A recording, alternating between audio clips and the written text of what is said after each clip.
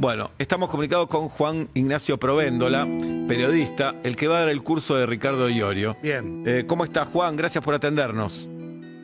No, por favor, Seba, un saludo a vos, a todos en el piso. Gracias a ustedes por el espacio. Acá estamos con Julieta y con Pablo. Bueno, ¿se te ocurrió dar el curso de Iorio y llamaste a la UBA, te llamaron a vos? ¿Cómo es el sistema?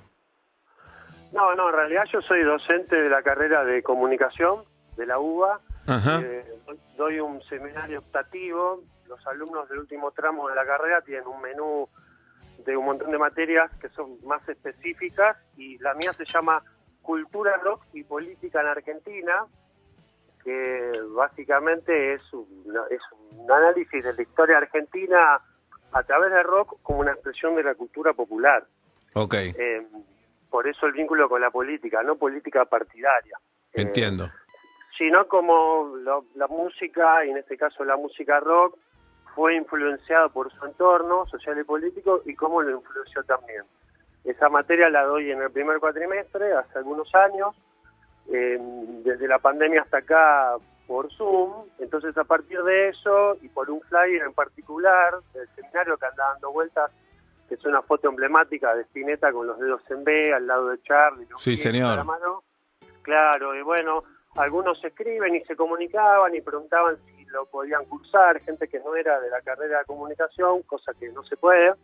Entonces se me ocurrió ofrecer una serie de cursos abiertos al público dentro de una oferta del área de cultura de la Facultad de Ciencias Sociales, dentro de la cual está la carrera de comunicación, cursos de todo tipo, de teatro, de fotografía, de poesía, que son cursos de divulgación, claro. No es que tenés que cursar, que tenés que dar un examen. ¿Y por qué elegiste a Iorio, Juan? Elegí a Iorio y a Federico Moura. Mirá qué bien. Son dos cursos, uno es, como dijiste vos, el de Ricardo Iorio es los miércoles de septiembre y el de Federico Moura los martes. Elegí a los dos porque me parecían dos personalidades interesantes para abordarlas, en particular el de Iorio, primero por toda la potencia popular en el sentido de haber sido, yo tengo una teoría que comparte mucho, que es que sobre todo la banda que tuvo él en los 90, Hermética, colaboró para que la cultura rock se popularizara, digamos, hacia los estratos abajo en la pirámide social. Hasta ese momento que era una expresión de clase media, no lo digo peyorativamente, ¿no? Producida por músicos de clase media y consumida por gente de clase media. Entonces, en ese sentido, creo que la obra de Ricardo contribuyó, me parece que tiene potencia por ese lado, también tiene potencia por sus contradicciones, por la deriva que tuvo quizás ya de los 2000 para acá, interpretar también por qué la tuvo. ¿Qué tipo de deriva? ¿A qué te referís? Una deriva ideológica, que creo que a muchos, y acá ya no hablo como docente o como periodista, sino como consumidor de él, quizás nos decepcionó, quizás no, nos decepcionó, pero bueno. También entiendo lo que decís. Acá se abre otro debate, ¿no? Si el artista que seguimos nos tiene que cumplir también en su ideología política, si la tenemos que compartir. El famoso separamos obra de artista, ¿no? Pero es un artista político. Claro. Absolutamente. Bueno, hay una frase muy linda por ahí que dice que no importa lo que el artista hizo con su vida, sino lo que hizo con nuestra vida. Claro. Pero como un representante cultural también se somete a esa discusión de parte de su público. Por supuesto, sí, por supuesto. No como un juicio lapidario, sino como un juicio que hace cada uno de su subjetividad respecto a si te gusta o no te gusta, lo mismo que uno puede criticar su evolución o involución musical, ¿no? Políticos todos, yo coincido, o sea, el que dice que aquel que se dice apolítico ya está de por sí manifestando una posición política, ¿no? Por supuesto. Juan. Ser político no es afiliarse a un partido, sino decidir cómo se para frente a lo que le ocurre de la puerta de su casa para afuera. Por supuesto. Y después Federico Moura, en las antípodas de Iorio, ¿no? Federico también, sí, por un personaje también interesante, que al revés de Ricardo se apagó muy rápido, dejó una huella muy importante. Me parece que él contribuyó a modernizar y actualizar una cultura rock que cuando apareció Federico bueno, estaba quizás un poco anquilosada. De hecho, ahí a principios de los 80 había ya una discusión entre dos generaciones, ¿no? Representada por Federico, representada por Pil Chalar de Los Violadores, por Gustavo Cerati, por Ricardo Iorio también, porque fueron contemporáneos, curiosamente, cuando sale con B8. Pero en el caso de Federico me parece mucho más poderoso porque él recibió influencias mucho más allá de la música. De hecho, muchos no lo saben, pero antes de grabar discos con Virus, Federico tuvo 2 marcas de ropa en la ciudad de Buenos Aires, Limbo una, Mambo otra, con unos locales ahí en la Galería Jardín. Los diseños los hacía él, pero un poco por la influencia que tuvo él al haber estudiado arquitectura. Él estudió unas materias de arquitectura en la Universidad de La Plata, había hecho muchos viajes a Europa en los 70. Fíjate qué poco común que era viajar a Europa en ese momento, que el primer viaje lo hizo en barco. Mirá. Sí, y bueno, y gracias a uno de esos viajes descubrió el surgimiento del punk y de la New Wave. Digo, tu hermano Julio reconoce que Federico le mandaba discos de los Clash y de The Police de Inglaterra. Bueno, me parece, un poco sintetizando, vos me preguntás por qué elegía esos dos, me parece que entre los dos condensan figuras muy grandes. Ahí Julieta había dicho antes, bueno, quizás se podría dar uno de Charlie, yo coincido.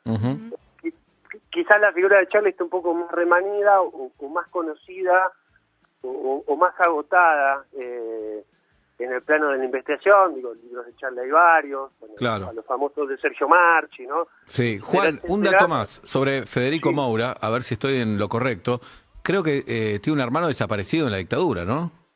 Claro, Jorge Moura. Jorge sí, Moura. Militante del ERT, año 77. Claro, y esto no aparece en la obra de Federico, ¿o sí? Bueno, hay un tema, mirá vos qué loco esto, en el año 83 sacan un disco que se llama Agujero Interior, que todos lo conocemos. Hay un tema que se llama Ellos nos han separado. Sí. Que en el estribillo dice, hermano, ellos nos han separado. Y digo, mirá vos qué loco esto, porque el productor de ese disco fue Michel Peronel, baterista de Riff. Sí. El padre de Michel Peronel era almirante. Y fue uno de los que firmó aquella famosa solicitada previo al juicio a las juntas, negándose a ese juicio. Y fíjense cómo esas dos familias, con un derrotero completamente opuesto en la última dictadura, se encuentran en un estudio de grabación en el último año de la dictadura. Antes de ese disco de Agujero Interior, Virus tiene otro que es como el disco maldito, que no tiene hits, que se llama Recrudece, donde la letra de Federico es absolutamente crítica respecto al rol que toma la cultura rock argentina en ocasión de la Guerra de Malvinas, donde, bueno, quizás alguno recuerde, hubo un festival muy famoso que tocaron los músicos más importantes en la parte de techada de obras, con entrada gratuita para... Pero creo que Violadores tampoco tocó, ¿no? Esa noche. Exacto, ni Violadores ni Virus. Bueno, ahí hay otro mito, habría que hacer un curso sobre los mitos de rock, ¿no? A ver, ¿por qué? ¿Cuál es el otro? Y dicen que Violadores y Virus se negaron a participar. En realidad a Violadores nunca los invitaron, no tenían disco ni siquiera ellos, y era muy difícil que invitaran a una banda cuya canción más conocida en esa época era Represión. Recordemos, por las dudas, Juan, para los más jóvenes, se llaman Violadores por violadores de la ley. Recordemos eso. Sí, por la duda. En el 88 ellos, en un disco que se llama Mercado Indio, sacan un tema que se llama Violadores de la Ley, justamente porque estaban un poco podridos de que le confundieran, ¿no? La decisión de ese nombre.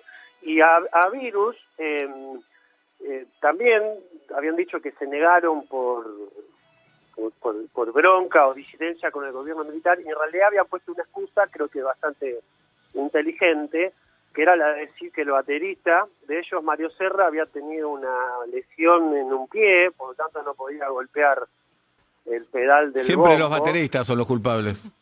Siempre. Pero hay una foto de Federico en las bambalinas de ese festival, hay una foto relativamente conocida, que están Federico, Charlie y Spinetta. O sea, Virus negó porque el baterista estaba lesionado, pero Federico él fue al festival. Perfecto. A curiosidad. Muy bien. Bueno, Juan, gracias por este contacto. Muy interesante. No, por favor, solo quiero aclarar algo, si me dejas un segundo, Sí. porque para algunos se generó confusión y dicen, ¿cómo la UBA gasta en esto? No, Pero... la UBA no gasta en esto, son cursos extracurriculares, cursa el que quiere lo paga, el equivalente a una grande de mozzarella, y de la mitad de eso le va a la facultad, o sea que lejos de financiarse, revés, la facultad se financia con esto. Si les interesa, mi Instagram, @rockpolitik.ok, ahí encuentran data nuestras, etcétera. Gracias. Repetí, perdón, repetí la cuenta de Instagram. @rockpolitik.ok, que fue el nombre de un libro que yo saqué hace 10 años con Eudeva, la editorial del Agua, que es Rockpolitik, 50 años del rock nacional y su vínculo con el poder político de Argentina. Ahí subo todo este contenido, notas de música que hago para los medios en los que trabajo, página, La Izquierda Diario, etcétera. Abrazo grande, Juan. Gracias. Gracias por el respeto y la difusión. Un abrazo a todos. Juan Ignacio Provendo, la periodista, va a dar un curso sobre Iorio en la UBA. Y Moura. Y Federico Moura también. Me lo dijo No y es el mismo, ya me dos lo días olvidé. distintos. Soy un estúpido. ¿Para Me lo cuándo- acaba de decir y solo digo Iorio. ¿Para cuándo el de Seba, no? ¿Eh? Una- Qué injusta una la UBA. cátedra. ¿Cuánto me debe la UBA? ¿Por qué no das un curso vos sobre vos? Y estaría bueno. No. Y te entrevistás a vos, como el Diego.